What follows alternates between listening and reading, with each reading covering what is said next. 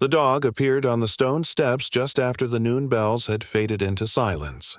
Its coat was rough, a mixture of mud and old scars, and each movement carried the stiffness of an animal that had walked too far on too little food. At first, no one noticed. The square was nearly empty, save for the hum of flies over the fruit stall and the dull thump of shutters closing against the heat.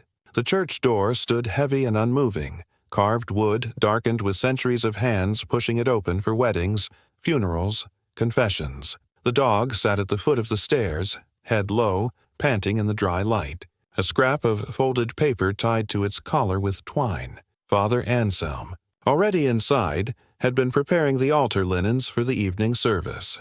He was a tall man, though his shoulders had bent over the years, and his movements now carried a slowness that he tried not to resent. He did not hear the dog arrive. What he did hear was the shift of a crow lifting off the bell tower, its wings scraping the air, followed by the hesitant scuff of claws on stone. The sound stopped, then resumed, as though the animal could not decide whether to climb or retreat. When Anselm opened the church door a crack to let the air move, the dog froze. Its eyes were pale, rimmed red with exhaustion, and for a brief moment the priest felt the strange weight of being watched not as a man of God, but as another creature standing in the path of thirst, hunger, and some unspoken errand. The dog lowered its head, then took another step, and another, until it stood at the threshold. The folded paper quivered faintly against its neck with each breath. Anselm's hand hovered near the latch, undecided. He had spent his life in the company of people who carried letters, petitions for baptisms, confessions scribbled when courage failed, death notices delivered with stiff politeness, but never had he seen a message arrive carried by a dog. He crouched slowly, the wood of his knees creaking louder than he wished. The animal did not flinch, only swayed slightly, as if the effort of standing was already too much. The paper was plain, stained with dust, edges softened as though touched by many hands before being tied there. Anselm did not reach for it immediately. He studied the knot of twine, the uneven cut of the strip, and wondered who in the village had thought to do this, or whether the dog had come from beyond, from one of the scattered farms where silence often stretched for days before anyone thought to look in. Behind him, the church smelled faintly of wax and old stone, cool and shadowed. Before him, the dog panted in the glare, chest rising unevenly. For reasons he could not name, Anselm felt a hesitation coil in him. Taking the note would mean knowing, and knowing might demand something of him he was no longer sure he could give. The dog blinked once, slowly, as though time itself had thinned. A breeze lifted across the square, carrying the scent of hay cut earlier that morning, and stirred the fringe of fur at its neck. The priest reached out, touched the twine lightly with his fingertips, and for the first time in months he felt the tremor of age in his own hand. The knot was simple, almost careless, yet firm enough that it had survived the journey. He slid the paper free. The dog did not move, only lowered itself with a sigh onto the cool stone of the doorway. Anselm unfolded the note carefully, aware that the dog's eyes never left him, that something more than tiredness held the animal in place. The handwriting was uneven, rushed. The first line alone stopped him, tightening his breath. He read it again, slower, the words sinking heavy as stones into the stillness of the church. Behind him the altar waited, cloth folded neat, candles ready for lighting. But in his hands was a message that did not belong to ritual, that did not belong even to him alone. He looked down at the dog, now resting its head on its paws, eyes half closed yet fixed on him. The square remained empty, the air too dry, the silence stretching as though the village itself had paused to hear what he would do next. Anselm closed the note, his thumb pressed against the crease. Whatever was written there, it was not meant to be borne by one man without consequence. The dog shifted, a faint whimper escaping its throat, as if to remind him the message was not his secret to keep, and for the first time in years, the priest felt afraid of what the village would become once the words were spoken aloud. Father Anselm did not return to the altar. He remained in the doorway, the paper still warm in his hand, while the dog's ribs moved like bellows against the stone. Outside, the light shifted. A thin veil of clouds crept across the sun, softening the square into a pale gray. It was not yet storm, not yet rain, but the air had the tense stillness of something waiting. The note trembled once more between his fingers before he folded it into his sleeve. The words had been blunt, hurried, and though they asked nothing directly, they pressed on him with the urgency of someone who had already lost too much. He looked again at the dog, whose breathing had grown shallow, and noticed for the first time the raw scrape along its flank,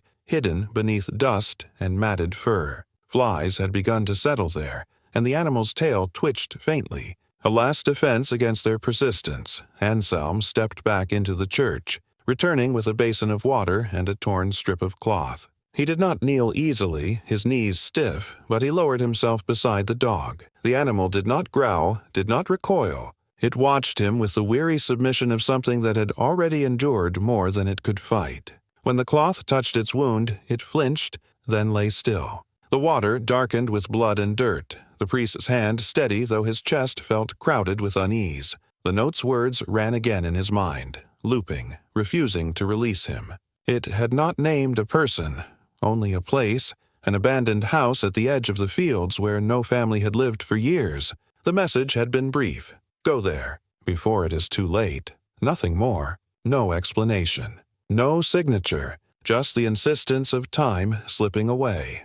A gust of wind moved through the square, rattling the wooden shutters and lifting a scatter of dry leaves across the steps. The dog stirred, tried to rise, then collapsed back onto the stone. Its eyes closed, but its chest still pulled at the air, uneven and strained. For a long moment Anselm sat beside it, his hand resting on its side, feeling the shallow rhythm. He thought of leaving the note hidden, of waiting until evening, of pretending the message had never arrived. But silence did not hold in a village for long. Someone else would see the dog, someone else might notice the paper tied at its neck, and then the burden would not be his alone, but his delay would be remembered. Responsibility, once ignored, often returned heavier. The church bell struck once, a hollow sound, though no one had pulled the rope. It was only the wind nudging the iron tongue against its rim, but the echo lingered in the stone, unsettling. Anselm looked up at the tower, then back to the animal. The dog's eyes opened once more, searching his face with a faint urgency, as though it too waited for his decision. He rose, stiffly, and tucked the note more firmly into his sleeve. His hands smelled of blood and dust, his cassock already marked with the water he had spilled in cleaning the wound.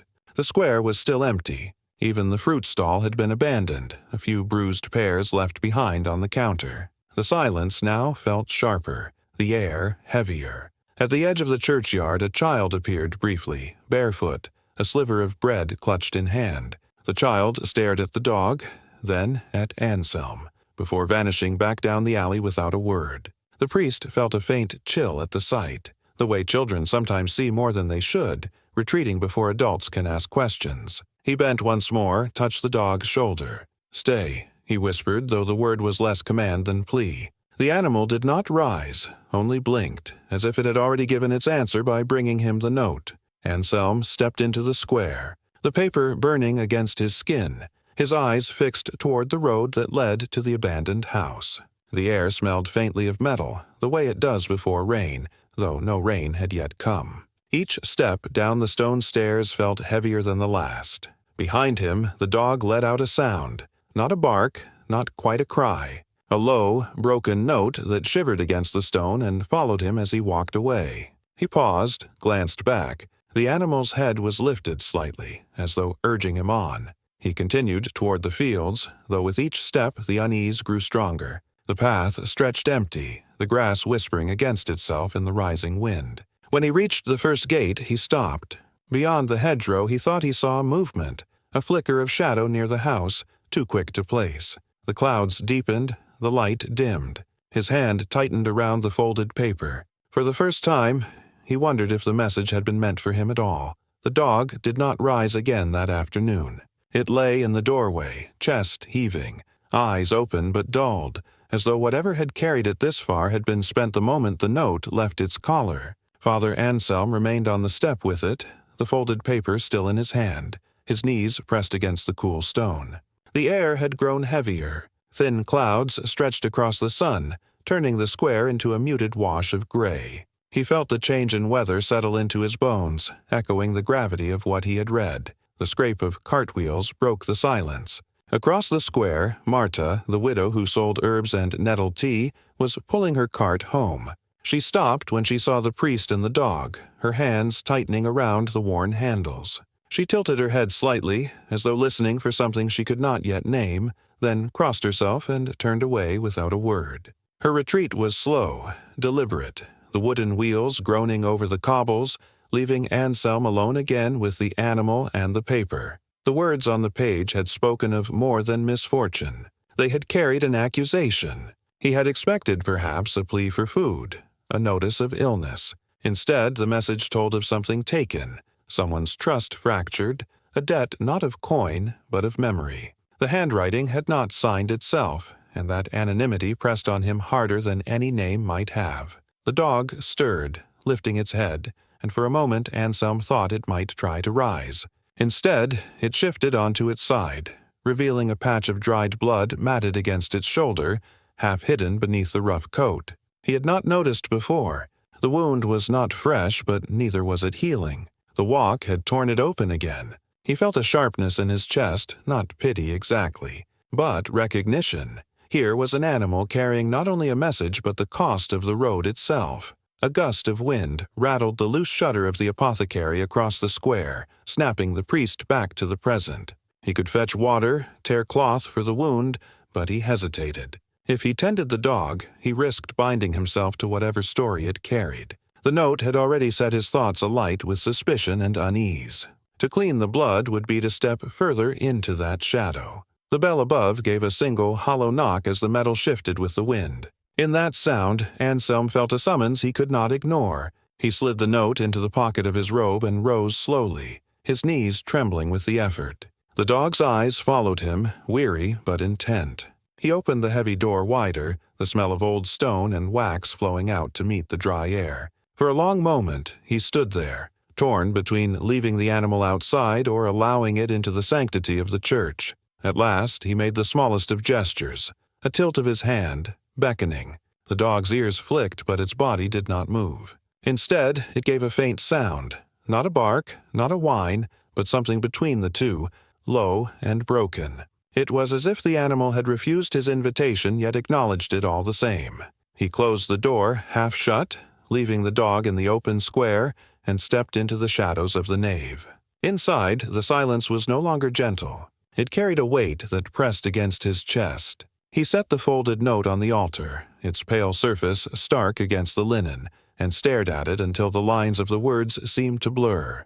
Outside, the first drops of rain began to fall, soft and scattered. The scent of wet dust seeped through the doorway. Each drop landed with a clarity that seemed to sharpen the edges of his thoughts. He knew the village would change once the note was read aloud, once its charge was spoken in public. And yet he could not shake the deeper unease, that perhaps he had misunderstood, that the true meaning was not in the words themselves, but in the choice of messenger. He looked again toward the door, where the shape of the dog lay just beyond the threshold, motionless now except for the slow rise and fall of its ribs. The rain was thickening, darkening the stones around it, and he could not tell whether the animal's stillness was rest or the beginning of something final. He stepped forward, hand outstretched toward the latch, but stopped before touching it. A decision pressed upon him, to open the door wide and carry the dog inside, or to leave it where it lay, a living question on the steps of the church, and in that hesitation,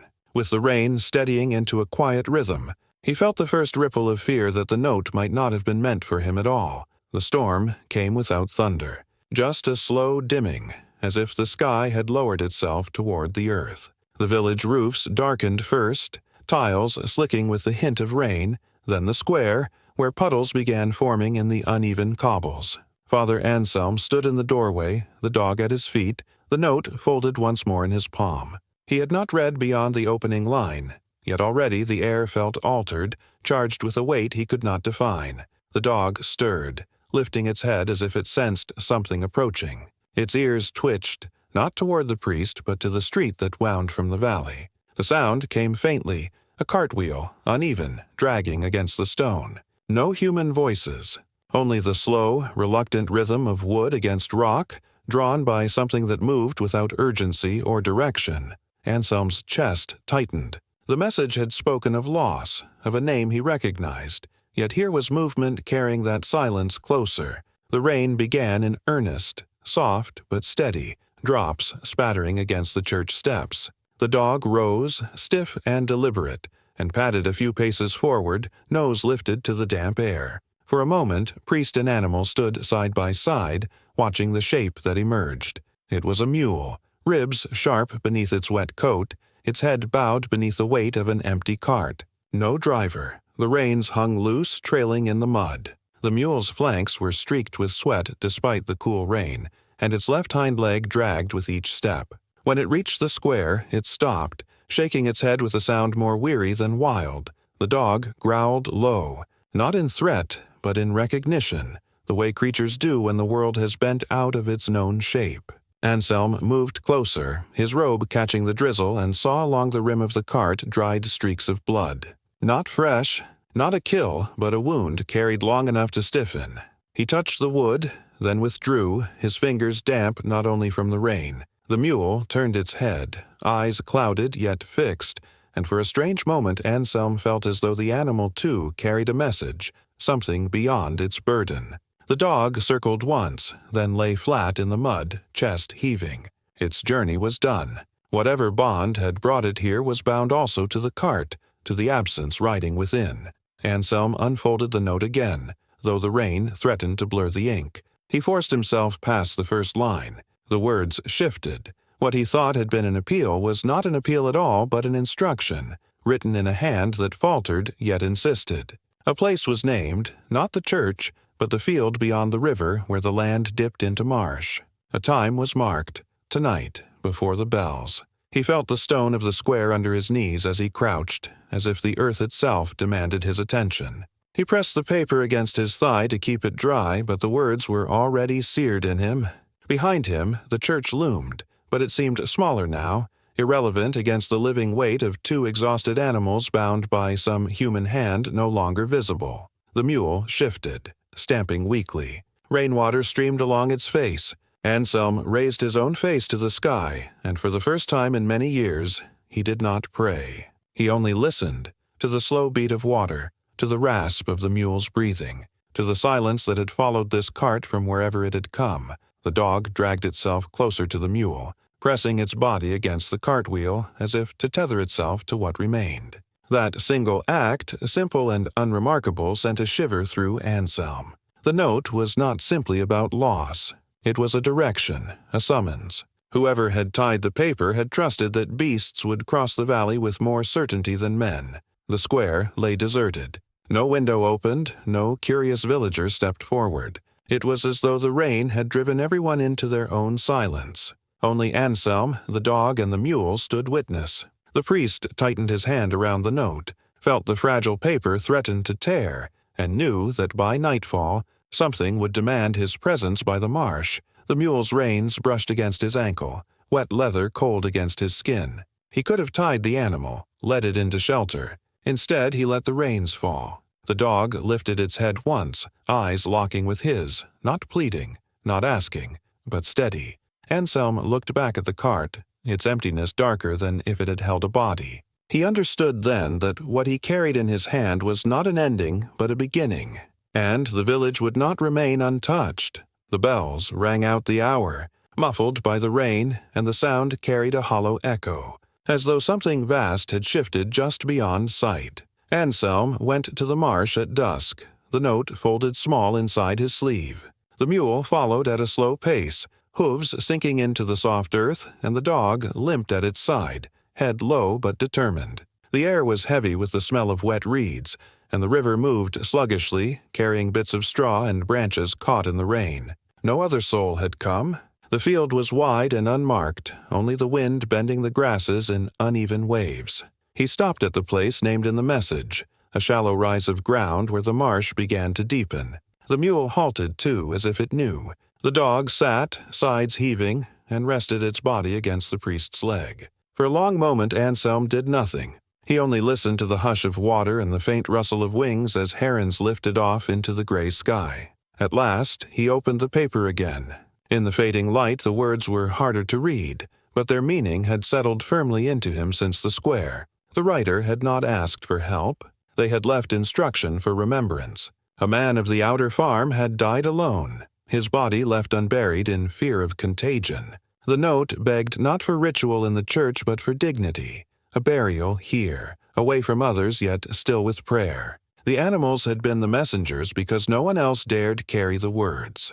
Anselm felt the silence of his own hesitation. For years he had resisted the truth of his age, the way his hands trembled and his voice faltered. Yet here, with two worn beasts standing as his witnesses, he understood the purpose had not been to test his strength but his willingness to act when others would not. He gathered reeds and stones, marking a small boundary, nothing grand, only enough to acknowledge the space. The mule stood quietly, head lowered, and the dog lay on the damp earth as though it too was part of the vigil. When Anselm spoke the prayers, his voice was low, carried more by breath than by certainty, but still the words moved into the stillness, into the sky. There was no congregation, no ritual cloth, only the sound of wind brushing the grasses and the river pulling steadily on. When it was finished, he folded the note once more and pressed it beneath a stone at the edge of the mound, not as a marker, but as a seal, a joining of paper, earth, and intention. The mule shifted its weight, the reins brushing his shoulder, and the dog raised its head to look at him one last time before setting it back down. Night came gently, a dimming rather than a fall. Anselm turned toward the village, but he did not hurry. The mule would find its way without command, and the dog, though weakened, would follow as far as it could. He felt no triumph, no relief, only the steadiness of something done because it was asked, because silence left unanswered is heavier than the words it hides. As he walked, a breeze rose from the river, scattering the reeds so their tops bent and shimmered. In the damp soil behind him, the prints of man, mule, and dog pressed deep, already softening at the edges. By morning, the water would begin to blur them, and soon they would be gone, but for now they remained, a quiet record of the evening's witness.